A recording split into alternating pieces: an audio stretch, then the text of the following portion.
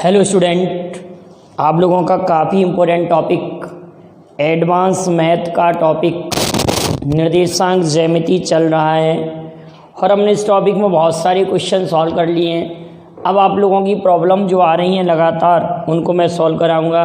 जैसे कि ये 2 क्वेश्चन आए थे, मुझे लगता है ये आप लोगों ने 10th क्लास की बुक से पूछे हैं, क्योंकि 10th में भी ये क्वेश्चन दिए हैं और कंपटीशन में भी आ सकता है, लेकिन अगर बच्चों ने भेजा है तो हम इसको सॉल्व करेंगे। क्वेश्चन क्या है? क्वेश्चन लिखा हुआ है, यदि बिंदु 1,2 4, x, 6 और 3, 5 इसी क्रम में, ये जरूर ध्यान रखना शब्द क्या लिखा हुआ है, इसी क्रम में लेने पर एक समांतर चतुर्भुज के शीर्ष हैं। तो आयत आप सभी लोग जानते हैं, आयत की क्या विशेषता होती है। अगर आयत के शीर्ष होते तो भी विकर्णों का मध्य बिंदु सेम होता विकर्णों का मध्य बिंदु सेम होता आयत के शीर्ष होते तो।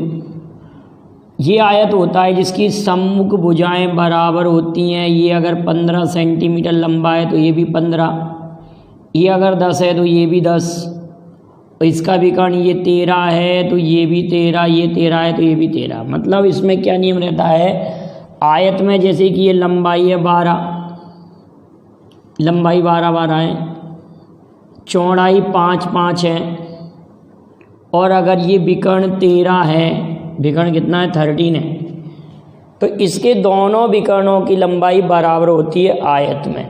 लेकिन समांतर चतुर्भुज में विकर्णों की लंबाई बराबर नहीं होती, लेकिन विकर्णों का मध्य बिंदु सेम होता है। जैसे अगर समांतर चतुर्भुज है हमारे पास, ये समांतर चतुर्भुज बना दिया हमने, ठीक है बेटा। ये क्या बनाया, समांतर चतुर्भुज। तो इस डायगोनल का मिड पॉइंट और इस डायगोनल का मिड पॉइंट सेम होगा। तो कहने का अर्थ, अगर हम शीर्ष बनाएं कि ये 1,2 बना दिया, एक शीर्ष बना दिया 4, एक x, 6 ले लिया और एक ले लिया 3, 5, ठीक है। ये शीर्ष ले लिए, ये कह दिया हमने a, ये b, ये c और ये d।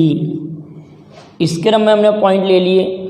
अगर मैं कहूँ कि ए सी का मिड पॉइंट निकालूं, a और c का मध्य बिंदु निकालूं, तो a और c का मध्य बिंदु 1 प्लस x बटे 2, 1 प्लस x बटे 2 और 2 प्लस 6 अपॉन 2 बराबर 4 प्लस 3 अपॉन 2, 4 प्लस 3 अपॉन 2 और y प्लस 5 अपॉन 2। क्लियर है? 1 plus x upon 2, 2 plus 6 upon 2 इसका मध्य बिंदु, 4 plus 3 upon 2, y plus 5 upon 2। तो इसके बराबर आप इसको पुट कीजिए और इसके बराबर आप इसको पुट कीजिए। तो कहने का अर्थ 1 प्लस एक्स बराबर 4 प्लस 3, 1 प्लस एक्स बराबर 4 प्लस 3, तो 1 जब इधर जाके सब्ट्रैक्ट होगा तो x की वैल्यू 6 आ जाएगी। 1 प्लस एक्स बराबर 4 प्लस 3। उसी प्रकार से 2 प्लस 6 बराबर y प्लस 5, 2 प्लस 6 बराबर y प्लस 5, 2 प्लस 6 बराबर y प्लस 5। 5 इधर सब्ट्रैक्ट करेंगे तो 1 बचेगा, तो y बराबर कितना आ जाएगा 3। x की वैल्यू 6 है, y की वैल्यू 3 हो जाएगी। तो हमारे पास x और y के मान 6 और 3 आ जाएंगे। ये क्वेश्चन क्लियर हुआ। किसी समांतर चतुर्भुज के शीर्ष हैं तो x और y के मान आप लोगों के क्लियर हो गए, कहीं से कहीं तक कोई दिक्कत नहीं आई होगी। अब अगला क्वेश्चन है, बिंदु A के निर्देशांक ज्ञात करो जहाँ AB वृत्त का व्यास है। अगर हम ऐसे डायग्राम बनाएं, ऐसे चित्र बना लिया, और ये बना दिया हमने चित्र। ठीक है, अब आपसे कह रहे हैं कि केंद्र के निर्देशांक 2-3 हैं, बिंदु बी के निर्देशांक 1,4 हैं। बी के निर्देशांक हैं 1,4 और ये सेंटर है, इस सेंटर के कोऑर्डिनेशन है 2-3। ये सेंटर सी है, सेंटर सी के निर्देशांक। तो हमको बिंदु ए के कोऑर्डिनेशन चाहिए। तो एक विधि तो ये है कि इसमें मैं क्या जोड़ूं और आधा करूं कि 2 आ जाए। इसमें मैं क्या जोड़ूं और आधा करूं कि 2 आ जाए। तो एक में हम 3 जोड़ दें तो 4 का आधा 2 आ जाएगा, तो इसका एक बिंदु तो आ गया 3। अब इसी प्रकार से मैं इसमें क्या जोड़ूं 4 में कि माइनस का ये 3 प्राप्त हो और उसका आधा करें। तो 4 में से मतलब -3 कैसे मिलेगा, तो -6 का आधा होगा। तो -6 कब आएगा, जब 4 -10 होगा। अगर मैं 4 - 10 करूं और अपॉन में 2 करूंगा तब -3 प्राप्त होगा। तो कहने का अर्थ दूसरा कोऑर्डिनेशन आ जाएगा -10। लेकिन ये तो मैंने डायरेक्ट कर दिया, अब आपको समझ में नहीं आया होगा डेफिनेट। लेकिन अब हम इसको दूसरी विधि से अगर करते हैं, इसको हम ऐसे कर सकते हैं कि इसको मान लिया जाए x, y। तो x + 1/2 बराबर 2। ये मध्य बिंदु होता है ना, व्यास के सिरों का C बिंदु मिड पॉइंट होगा। तो हम क्या करेंगे, x + 1/2 बराबर 2 पुट करेंगे और y + 4/2 बराबर -3 पुट करेंगे ना। कैसा करेंगे, x + 1/2 बराबर 2, y + 4/2 बराबर -3। तो 2 दूनी 4 हो जाएगा। x + 1 बराबर 2 दूनी 4 और y + 4 बराबर -6। तो y = -10 और y = +3। तो x, y के निर्देशांक शीर्ष ए के निर्देशांक 3 - 10, ए के निर्देशांक 3 - 10 हो जाएंगे। सिरे ए के निर्देशांक 3 - 10। क्वेश्चन नंबर 72 करते हैं, क्वेश्चन नंबर 72।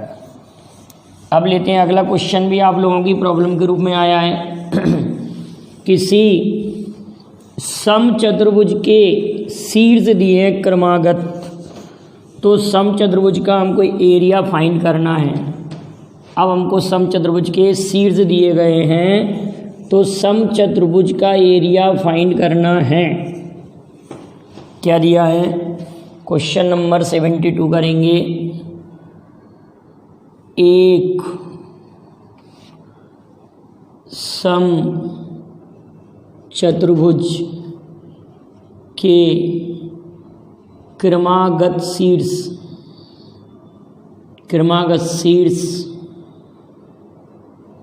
कितने के दे दिए, 3, 0, 4, 5, 3, 0, 4, 5, -1, 4 तथा -2, -1 है, -2, -1 है। तो समचतुर्भुज का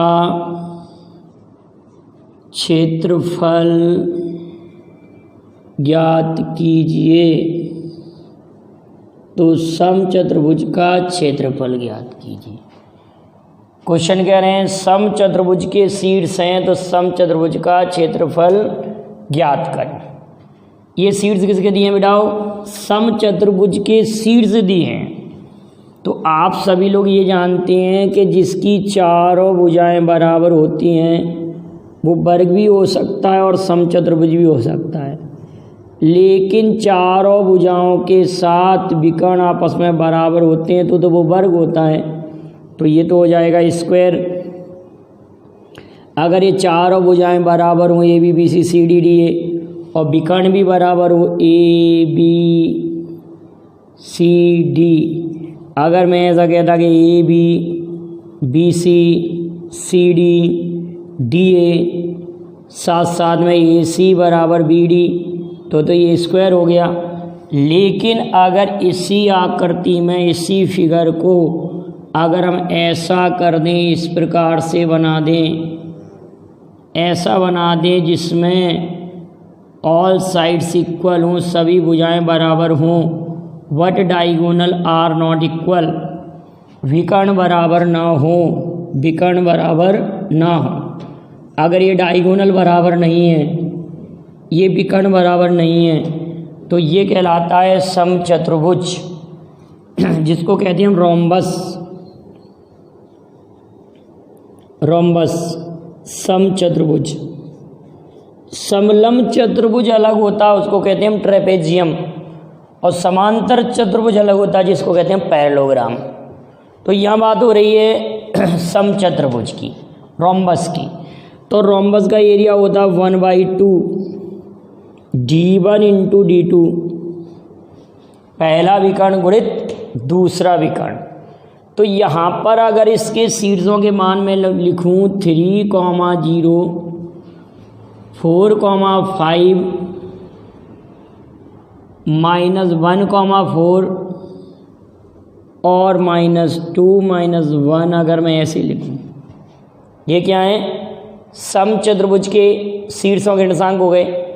अब मैं d1 विकर्ण फाइंड करूँ और d2 फाइंड करूँ। अगर मैं d1 की वैल्यू फाइंड आउट करना चाहूँ, d1 की वैल्यू मैं फाइंड आउट करना चाहूँ d1, तो कैसे निकालेंगे? रूट d1 बराबर इस विकर्ण को इन दोनों बिंदुओं के बीच की दूरी लगाऊं मैं, इसमें दो बिंदुओं के बीच की दूरी, तो x2 - x1 y2 - y1 का होल स्क्वायर -1 - 3 का होल स्क्वायर 4 - 0 का वर्ग। ठीक है, तो ये 4 चौक 16, 4 चौक 16, 16 धन 16, रूट 32, तो 16 गुणित 2, तो 4 रूट 2। ये पहला विकर्ण आ गया। अब मैं दूसरा विकर्ण निकालना चाहूँ d2 की वैल्यू अगर फाइंड आउट करना चाहता हूँ मैं, तो d2 में आप ये कहेंगे सर इस विकर्ण को फाइंड आउट करेंगे आप, तो y2 - y1 x2 - x1 y2 - y1, तो -1 - 4 -2 - 4 का होल स्क्वायर, और अगला आएगा -1 - 5 का होल स्क्वायर। तो ये 36 धन 36, 36 को हम लिख सकते हैं 72, तो 36 गुणित 2 6 रूट 2 आ जाएगा। ये हमारे पास दूसरा डायगोनल आ गया। इतनी बात सभी को क्लियर होगी, सभी स्टूडेंटों को इतनी बात आ रही है समझ में। फर्स्ट डायगोनल और सेकंड डायगोनल, दोनों डायगोनल आ गए हमारे पास, दोनों डायगोनल क्लियर है, फर्स्ट और सेकंड डायगोनल। अब मैं इसका एरिया फाइंड आउट करना चाह रहा हूँ, मैं यहाँ सॉल्व करता हूँ इसको। 1/2 पहला विकर्ण है 4 रूट 2, दूसरा विकर्ण है 6 रूट 2, तो आप कहेंगे रूट टू का मल्टीप्लाई होगा 2, तो 2 से ये वाला 2 कट जाएगा, 6 चौका 24, ये से ये कैंसिल आउट, तो 24 वर्ग इकाई समचतुर्भुज का क्षेत्रफल आ जाएगा। समचतुर्भुज का क्षेत्रफल 24 स्क्वायर यूनिट। क्लियर है? समचतुर्भुज का क्षेत्रफल 24 वर्ग इकाई आ जाएगा। कहीं से कहीं तक कोई दिक्कत हो तो आप देख लें इसको। और अगर स्क्वायर होता क्या किसी वर्ग के शीर्ष हैं, तो हम किसी वर्ग की भुजा निकालते डायरेक्ट ही।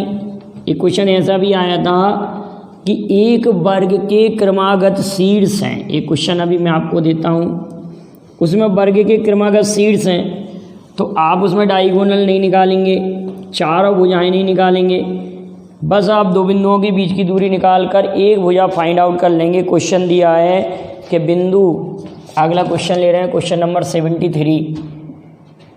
क्वेश्चन नंबर 73 काफ़ी अच्छा क्वेश्चन है। बिंदु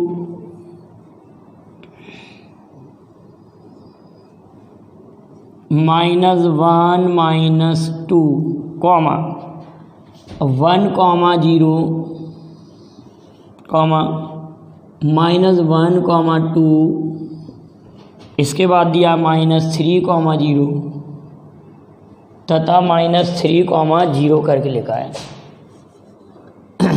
तथा -3, 0 एक वर्ग के क्रमागत शीर्ष हैं,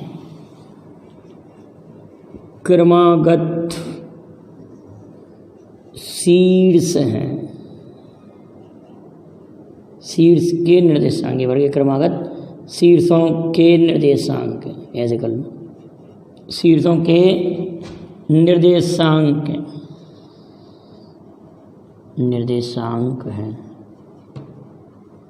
तो निम्न की गणना कीजिए, निम्न की गणना कीजिए। इसमें कुछ भी पूछा जा सकता है।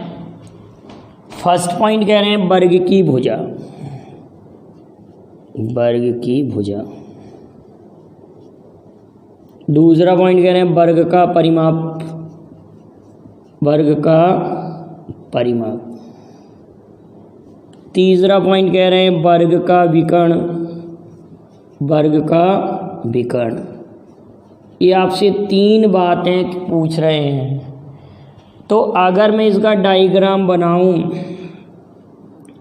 तो जब वर्ग के शीर्ष दिए हैं तो ये वर्ग बनेगा डेफिनेट, मतलब इसकी चारों भुजाएं बराबर बनेंगी। वर्ग के अगर शीर्ष हैं, वर्ग के शीर्ष है जिसकी चारों भुजाएं बराबर बनेंगी। एक भुजा होगी -1 -2, -1 -2। दूसरी भुजा हो जाएगी 1, 0। तीसरी भुजा हो जाएगी -1, 2 और चौथी भुजा हो जाएगी -3, 0। चारों भुजाएं हो गई। इतनी बात आ रही है समझ में। एक वर्ग के शीर्ष दिए हैं, चारों भुजाएं हमारे पास हैं। तो आप क्या कहेंगे, एक वर्ग के शीर्ष जब हमारे पास हैं, वर्ग की भुजा निकालना है तो 2 बिंदुओं के बीच की दूरी से आप वर्ग की भुजा निकालें।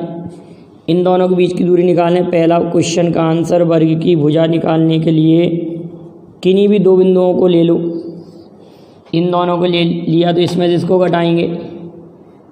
1 + 1 का होल स्क्वायर, 0 + 2 का होल स्क्वायर, तो ये हो जाएगा 4 धन 4, 8 √8 √8 का वर्गमूल, 2 √2 आ जाएगा। तो वर्ग की भुजा 2 √2 आ जाएगी। चाहे आप इन दोनों बिंदुओं से फाइंड आउट करें, चाहे इन दोनों से करें, चाहे इन दोनों से करें, तो वर्ग की भुजा 2 √2 आ जाएगी। अब वर्ग का परिमाप निकालना है तो परिमाप का सूत्र होता है 4 गुणित भुजा। परिमाप बराबर वर्ग का परिमाप या पेरीमीटर 4 गुणित भुजा, 4 गुणित 2 √2, तो 8 √2 वर्ग का परिमाप आ गया। अब पूछा है वर्ग का विकर्ण, तो चाहे तो आप इन दोनों के बीच की दूरी फाइंड आउट कर लें, चाहे आप इन दोनों के बीच की दूरी फाइंड आउट कर लें, कैसे भी कर लें आपका वर्ग का विकर्ण पता चल जाएगा। इन दोनों के बीच की दूरी फाइंड आउट अगर मैं करूं तो 2 बिंदुओं के बीच की दूरी इसमें भी लगेगी। विकर्ण डायगोनल के लिए, डायगोनल के लिए हम कैसे निकालेंगे, आप कहेंगे इसमें से आप इसको घटाएंगे, इसमें से इसको घटाएंगे और इसमें से इसको घटाएंगे। बिंदु कितने दिए हैं वर्ग के, -1 -2 1 0 -1, 2, ठीक है। चाहे आप कैसे भी कर लें वर्ग का विकर्ण, अगर इसमें से आप इसको घटाएंगे तो 0 हो रहा है, इसमें जब इसको घटाएंगे तो 4, ये 0 का वर्ग और ये 4 का वर्ग, तो ये 4 आ जाएगा विकर्ण। एक विधि से तो ऐसे 4 आया। अब आप यहाँ से भी फाइंड आउट करेंगे तो भी 4 आ जाएगा। तो वर्ग का विकर्ण कितना आ जाएगा 4। -1 में से -1 को घटाएंगे तो 0 और 2 में से -2 को घटाएंगे तो प्लस का 4 आ जाएगा। 4 का स्क्वायर, ये 0 का वर्ग, 4 का वर्ग 16 तो भी करना आ जाएगा कितना 4। इसमें कुछ भी पूछा जा सकता है आपको वर्ग के शीर्षों के। अगला दिया है कि बिंदु दिए हैं, 3 बिंदु दिए हैं, वो दिए हैं संरेख। 3 बिंदु संरेख दिए हैं, आपको उसमें एक पॉइंट नहीं दिया के, उस के का मान ज्ञात करना है। इसको हम 2 विधि से कर सकते हैं, त्रिभुज का क्षेत्रफल 0 रखकर कर सकते हैं और रेखा की प्रवणता मेथड से भी फाइंड आउट कर सकते हैं। क्वेश्चन है, बिंदु दिए हमारे लिए, बिंदु 7 -2, 5, 1 तथा 3, के संरेख हैं, संरेख हैं, तो के का मान ज्ञात करो।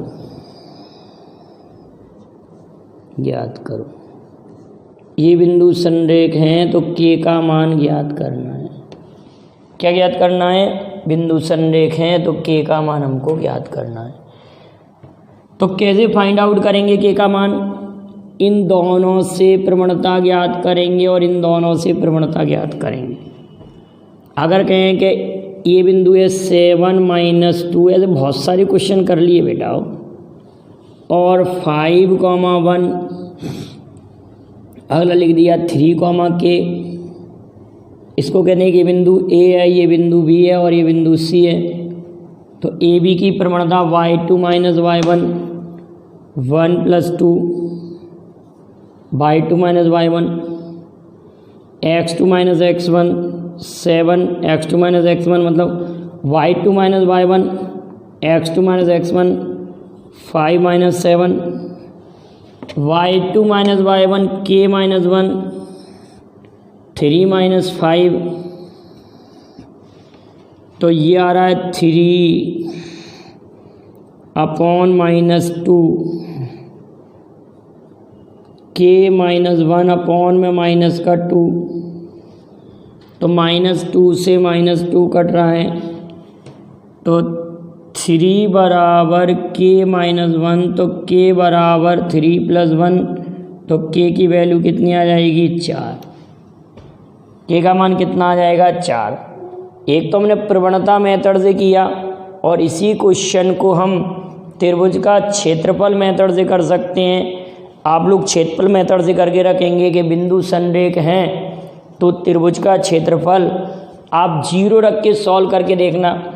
इसी सवाल को आप त्रिभुज का क्षेत्रफल 0 रख के क्वेश्चन बनता भी है कि यदि बिंदु संरेख हैं, यदि बिंदु दिए गए बिंदु संरेख होते हैं तो त्रिभुज का क्षेत्रफल 0 होता है। तो इसमें त्रिभुज का क्षेत्रफल 0 रख के भी करेंगे तो के का मान 4 आएगा। तो यहाँ तक के क्वेश्चनों को नोट करिए। अगले वीडियो में और भी इम्पोर्टेंट क्वेश्चन मैं लेके आऊँगा। वीडियो पसंद आए लाइक शेयर करें। Thank you very much. जय हिंद, जय भारत।